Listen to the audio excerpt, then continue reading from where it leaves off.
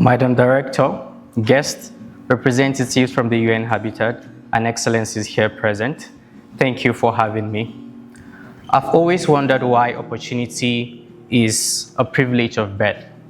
Why one child would grow up with opportunity and abundance, and another child, despite being skilled, would grow up in a refugee camp without resources or the tools for self-determination. My name is Smart Israel, and I'm truly honored to be acknowledged at this magnitude to receive the United Nations Call of Honor Award. To be here today is more than just a ceremony. It is a symbol that no matter where you come from, barriers can be broken. Where I come from, you often have to walk twice as much to get half as far.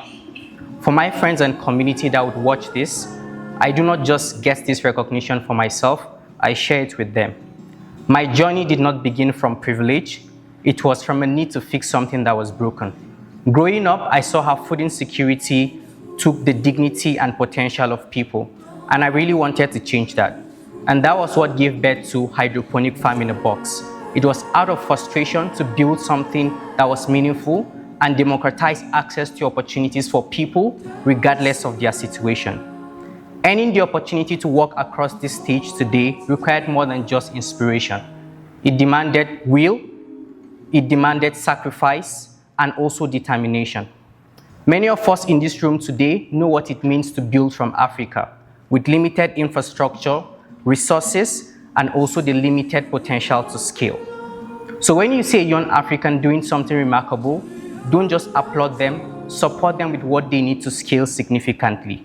Because behind every success, there's often a story of perseverance that is really not told.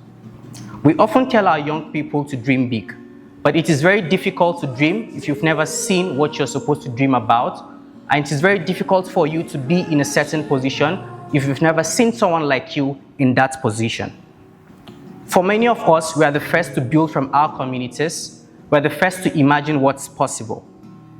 And I hope that regardless of where you come from, this would serve as an inspiration to you, that no matter how unlikely your beginning might be, you have the chance to write your story on the world stage and be recognized by one of the world's greatest institutions.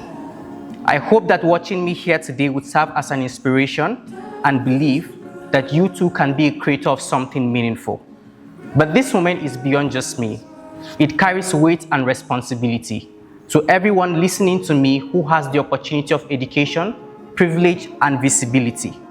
It is a call to action that you must justify your privilege by having the obligation to act and to do the hard things.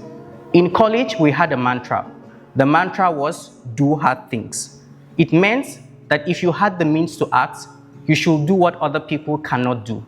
Take on the world's greatest responsibility.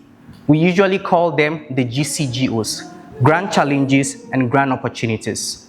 But sometimes doing hard things doesn't just start immediately. It starts way before you realize it. When I was a child, my mom would make us to take naps every time after school. We called it siesta. I hated it so much, and I would complain about taking naps every single time, and my mom would say, pretend to be asleep and you would fall asleep. Years later, I realized that it wasn't about falling asleep.